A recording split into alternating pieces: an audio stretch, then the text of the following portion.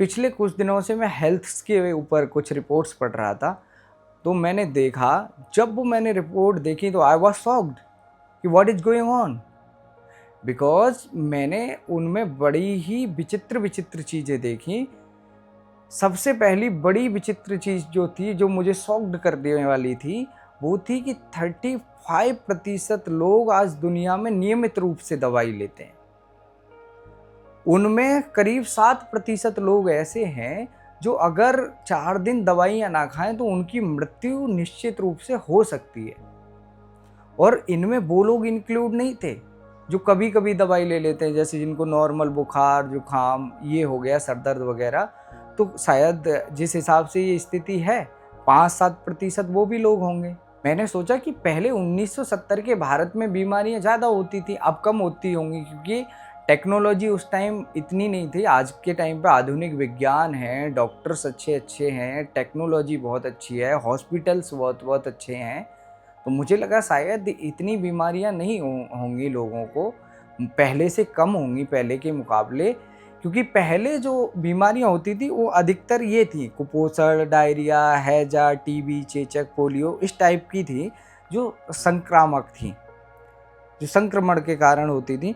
और आज के टाइम पे बीमारियां देखकर मुझे थोड़ा गुस्सा भी आया और मैं थोड़ा मन ही मन मुस्का भी रहा था कि भाई ये बीमारियां तो बहुत सिंपल हैं, जो आज के समय पे चल रही हैं वो हमारी कारण ही हो रही हैं। क्योंकि पहले की बीमारियां चलो संक्रमण के कारण होती थी, उनको उनके लिए डॉक्टर के पास जाना पड़ता था। आज की जो बीमारियां हैं इनको तो हम खुद से सही कर सकते हैं, ये कोई बहुत बड़ी बीमारियां हैं नहीं। सबसे पहली मोटापा, diabetes, high blood pressure, heart attack, cancer, fatty liver, kidney रोग, मानसिक तनाव, ये तो हमारी स्वयं की दी हुई बीमारियां हैं, ये कोई प्राकृतिक थोड़ी हैं। इनको तो हम जब चाहें तब सही कर सकते हैं। ये कोई इतनी बड़ी बात मुझे लगती नहीं, क्योंकि हमें लेकिन थोड़ा त्याग करना पड़ेगा अपने जीवन का। उसके लिए मैं आपको आगे बताऊंगा। पहले मैं आपको थोड़ा रिपोर्ट्सों से अवगत करा दूं। 1990 में 38% मौतें गैर संक्रामक रोगों के कारण होती थी। 2016 की ये रिपोर्ट बता रही है कि 62%, तो आई थिंक कि अभी बढ़ा ही होगा, 70% के आसपास ही होगा। आज के भारत में 10 में से 6 मौतें जो हैं गैर संक्रामक बीमारियों के कारण होती हैं। जो पहले पहले रोग थे उनको मैं बताता हूँ कि क्या था, कि टीबी, हैजा, पोलियो, कुपोषण। और आज के समय में अधिकतर जो है वो डायबिटीज, मोटापा, fatty liver, cancer, heart attack, ये सब। अब इनके बारे में मैं आपको ये भी सबसे पहले मैं आपको बता दूं, अगर किसी रोग को ख़त्म करना है तो उसके बारे में आपको जानना बहुत ज़रूरी होगा कि आया कहाँ से। कोई भी चीज़ हो, अगर आपको उसके बारे में अच्छे से जानना है तो पहले यही जानना पड़ेगा कि वो चीज़ आई कहाँ से। और आज के भारत में जो महिलाओं में अधिकतर बीमारियां पाई जाती हैं उनकी मैंने एक लिस्ट निकाली, जिसमें है एनीमिया, थायराइड, पीसीओडी और हड्डियों की कमजोरी, स्तन कैंसर, सर्वाइकल कैंसर, माइग्रेन और एंजाइटी, डिप्रेशन, ये सब। और पुरुषों में अगर देखा जाए तो पुरुषों की जो लिस्ट थी उसमें है heart attack, high blood pressure, fatty liver, diabetes और फेफड़ों मुंह का कैंसर। और जो आज के टाइम पे दोनों में बीमारियां अधिकतर हैं उनमें है मोटापा, diabetes, high blood pressure, fatty liver, kidney, cancer और मानसिक तनाव और कम उम्र में हार्ट अटैक। तो ये सबसे बड़ी बात ये है कि जो ये जो बीमारियां मैंने बताई हैं, ये मेरे लिए, मुझे ऐसे लगता है कि ये बहुत तुच्छ सी बीमारियां हैं। अगर इनको व्यक्ति कम करने पे आए तो मुझे इनमें कोई बहुत बड़ी बीमारी लगती नहीं है। 1990 की अगर हम एक रिपोर्ट देखें तो भारत में 0.8% लोग केवल मोटापे के शिकार थे। और यही लोग 2005 और 2006 की रिपोर्ट देखें तो 10 से 13% हो गए। और ये अगर हम 2019 से 2021 की बात करते हैं तो ये लोग 23 से 24% हैं। और अगर आज की बात करेंगे तो ये लगभग 30% के आसपास होंगे। 2019 और 21 की रिपोर्ट्स के अनुसार देखें तो जो 3 महिलाएं हैं उनमें से एक महिला जो है वो मोटापे की श्रेणी में आती है। और उसी रिपोर्ट्स में पुरुषों को देखें तो 4 में से 1 पुरुष जो है वो मोटापे की श्रेणी में आता है। जबकि 1990 में ये सिर्फ 0.8% था और आज ये देखो कितना करीब पहुंच गया होगा, ऑलमोस्ट 30% के आसपास। अब मैं आपको बताता हूँ कि इन सब का कारण क्या रहा है।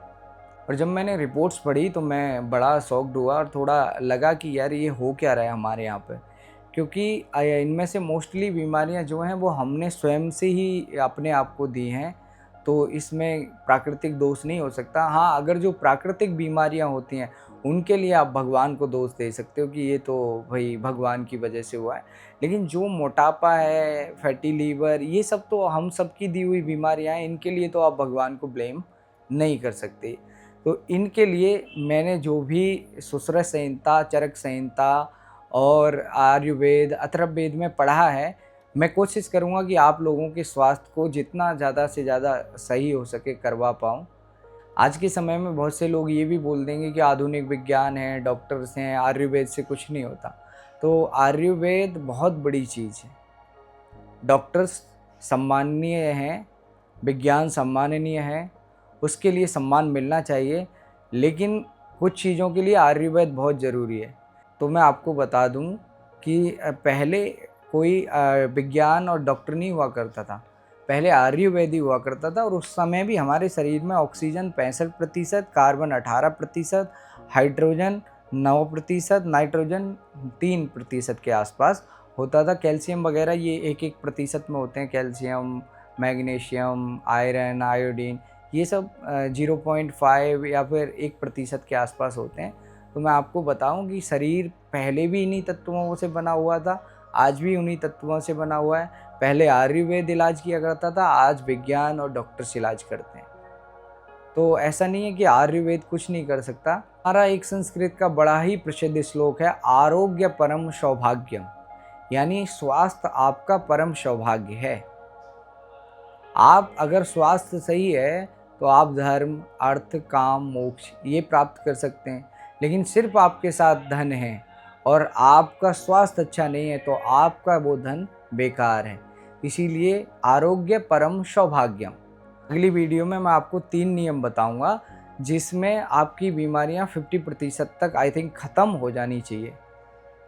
अब बताने को तो मैं इस वीडियो में बता दूं, लेकिन प्रॉब्लम ये है कि आप लोगों को चाहिए सब शॉर्ट्स में। अब ये वीडियो हो जाएगी बहुत लंबी, तो इसमें बताना संभव नहीं है। अब शॉर्ट में मैं बता नहीं सकता, क्योंकि जब मैं ही जीवन में जब किताबें पढ़ी थी तो चरक संहिता, सुश्रुत संहिता और आयुर्वेद, अथर्ववेद, इनकी किताबें 2-2 भागों में आती हैं और एक किताब का पेज होता है करीब 1300। तो अगर आप बताइए कि इनको पढ़ने में ही मैंने 3 साल लगाया होगा तो मैं आपको 3 मिनट में बताना संभव नहीं होगा ना। इसलिए वो वीडियो लंबी हो जाएगी। तो मैं आपको आगे चल के बताता रहूँगा, जर्नी हमारी चलती रहेगी और कोशिश करेंगे कि आपका स्वास्थ्य अच्छा हो, क्योंकि हमारा तो कोई बेनिफिट है नहीं आपके स्वास्थ्य अच्छे कराने से, लेकिन आपका अच्छा हो जाए वही हमारे लिए बहुत है। Thank you.